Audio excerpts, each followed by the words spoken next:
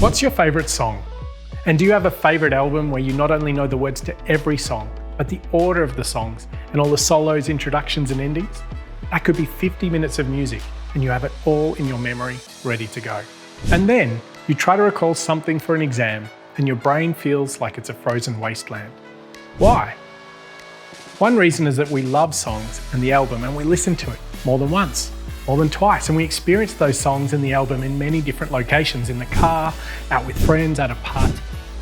For those who are less inhibited, we might even sing along. The rule of 7 is a useful concept to keep in mind as you study. To properly remember and recall information and apply knowledge, we usually need to engage with it at least 7 times.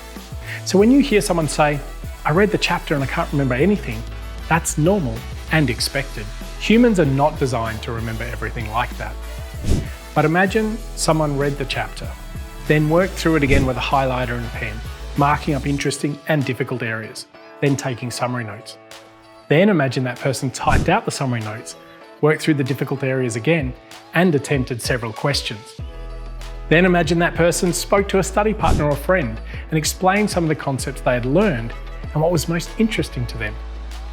Then imagine the person reviewed their study notes, the questions they'd done, attempted them again, and then made more notes.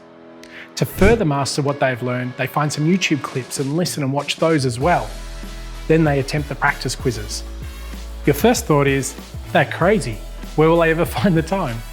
Your second thought is, "I bet you they remember nearly everything so much better than the person who only read the chapter once." Your third thought is, "They applied the rule of 7. And just like learning an album, they've learned the material deeply from end to end."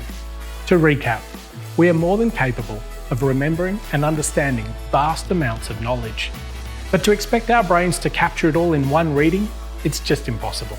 If you read something once and forget it, don't beat yourself up. You're not stupid. You're not slow. You're perfectly normal. You need to engage with the materials 7 times in different ways, reading, summarizing, indexing, watching, quizzing, reviewing, explaining to others, for it to properly become embedded in your brain. So plan for this and enjoy the benefits when you've implemented this properly and are successfully mastering your studies.